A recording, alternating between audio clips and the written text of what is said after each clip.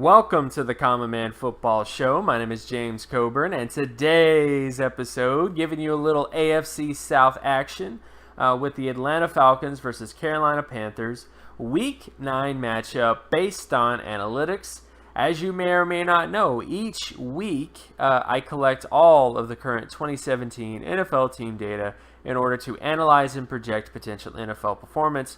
And since it's a weekly collection, there will always be some variation each week in terms of ups and downs of data. However, there will always be little nuggets of truth that could become bigger nuggets of truth as the season continues. So stick around as I analyze each week's matchups based on analytics. And if you're new to the channel, all terms and definitions will be in the description. So starting with this game between the Falcons and the Panthers.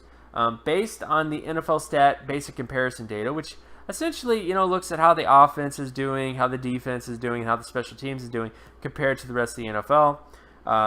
And in this game, based on all that data combined, the Panthers are favored in this game.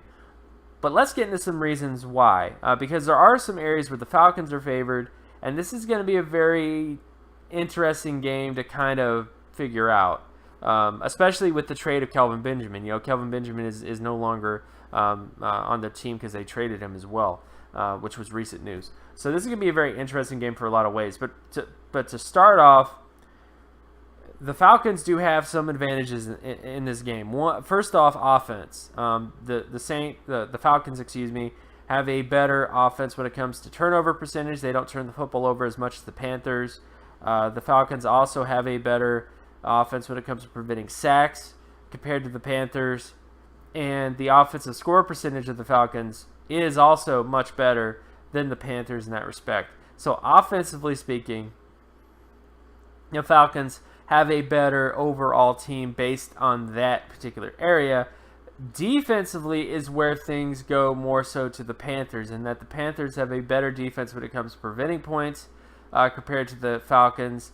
The Panthers also have a better defense, a heck of a lot better when it comes to sack percentage. The Panthers are very good when it comes to creating sacks on defense. Turnovers is pretty even between the two. The Panthers don't create a lot of turnovers, and the Falcons don't really create a lot of turnovers. So I really don't think turnovers are going to be the biggest factor in this game because of those particular areas. Now, when you get to special teams data, punt return yardage, for example, does favor the Falcons. Kick return yardage is more so with the punt returns for the Falcons. Kick return is for the Panthers.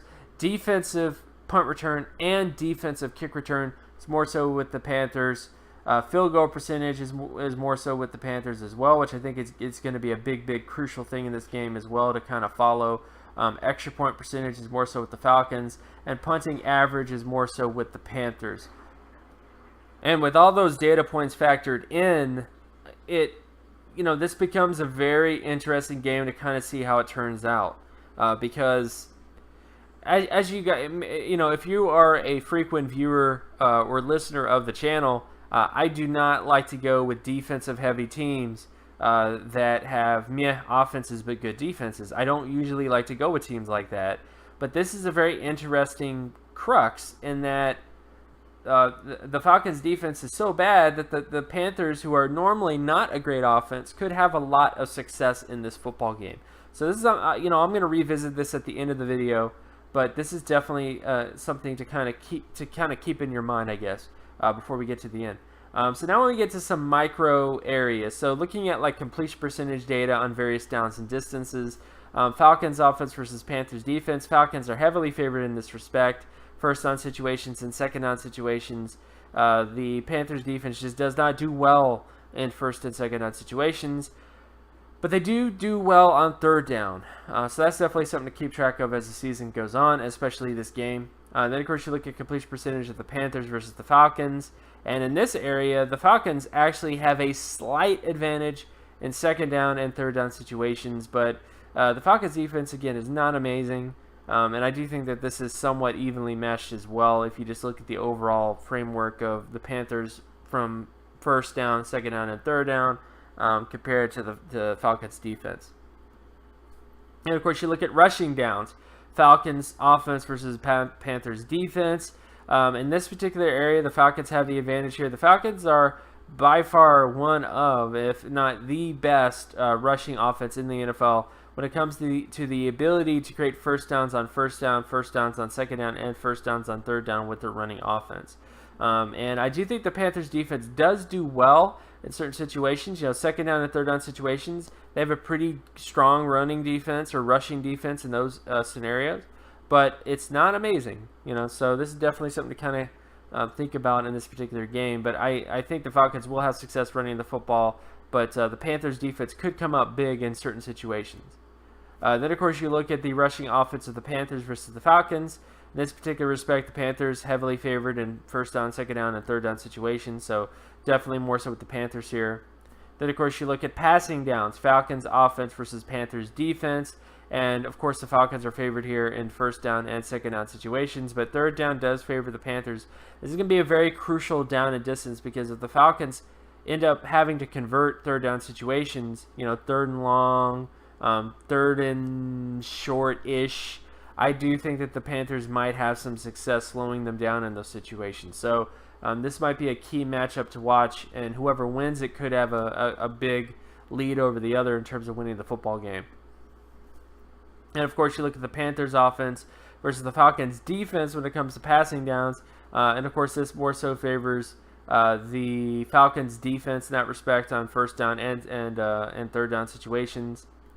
Then, of course, you look at sack rate for the Falcons offense versus Panthers defense, and the Panthers are favored here. The Falcons don't really they don't allow a ton of sacks. I mean, with the Falcons, they had some issues at the beginning of the year, but they have gotten, they've gotten better as the season has gone on. However, I do think the Panthers will have success just because of how good they have been when it comes to creating sacks on their defense. Then, of course, you look at the Panthers offense versus Falcons defense when it comes to sacks. And this is more so kind of a dead split even. Falcons have an advantage on first down, but Panthers have an advantage on third down. And then second down is pretty much dead even between the two in terms of sack rate. Then, of course, you look at interception ratio of the Falcons versus Panthers in this scenario. And the Falcons actually have the advantage here on second down and third down situations. And then finally, you look at the Panthers offense versus the Falcons defense when it comes to interceptions. And this also more so favors the Panthers. The vast majority of the interceptions that Cam Newton has thrown have come in third down situations and first down situations. And these are the two downs and distances where the Falcons had the least success getting picks, interceptions. So this is why I think it kind of negates that a bit. So overall, my general feelings on this game, I honestly, I just think I have to go Panthers here. I think that the Falcons' defense is soft enough that even though the Panthers have struggled on offense, they've had issues in terms of efficiency, they've had issues in terms of turnovers, they've had issues in terms of giving up sacks, and everything else like that. But they're playing a Falcons defense which does not do well in terms of creating turnovers. It does not do well in terms of getting sacks.